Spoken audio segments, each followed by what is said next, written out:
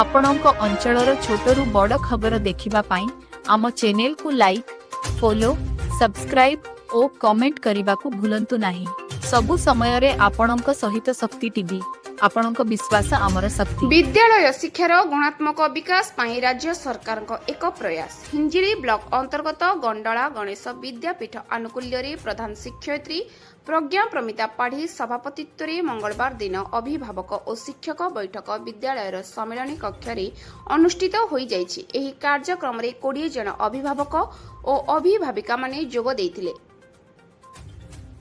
एही कार्यक्रम रे सीआरसीसी अधिकारी प्रसाद आचार्य सम्मानित अतिथि भावे विद्यालय परिचालना कमिटीर सभापति निगमानंद महांती जोग देइथिले। एही उत्सवर प्रारंभ रे समस्ते जगतर नाथ जगन्नाथक फोटोचित्र रे फूल चंदन धूप दीप दे प्रदीप प्रज्वलन करथिले। विद्यालयर वरिष्ठ शिक्षयित्री ए लक्ष्मी स्वागत भाषण और अतिथि परिचय प्रदान करथिले। सभापति निगमानंद अभिभावक और अभिभाविका माननको पिलामाने किपरि पाठ पढ़िबे ताहा उपरे आलोचना करथिले। ऑनलाइन सुरक्षा और साइबर सचेतनता, मौलिक साक्षरता और संख्या ज्ञान उपरे सचेतनता विषय रे शिक्षयित्री उद्बोधन प्रज्ञा प्रमिता पाढ़ी देथिले।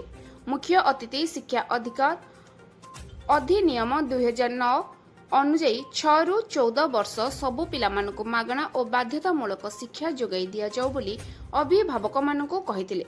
मुख्य वक्ता शिक्षा सचेतनता मूल लक्ष्य विषय उपस्थित समस्त अभिभावक अभिभाविका मानकु कहिथिले। एही कार्यक्रम को शिक्षक प्रमुख सहयोग करी परिचालना करथिले। आजिर अभिभावक माने सचेतनता हेले सेमानंक पिला माने भविष्यत रे एक सुनागरिक हेबे बोली एथिरे कहार संदेहर अवकाश नाही। शिक्षक उद्बोधन दे समस्त को धन्यवाद अर्पण करथिले। गंजाम जिला प्रतिनिधि राजेश कुमार साहू को रिपोर्ट, शक्ति टीवी।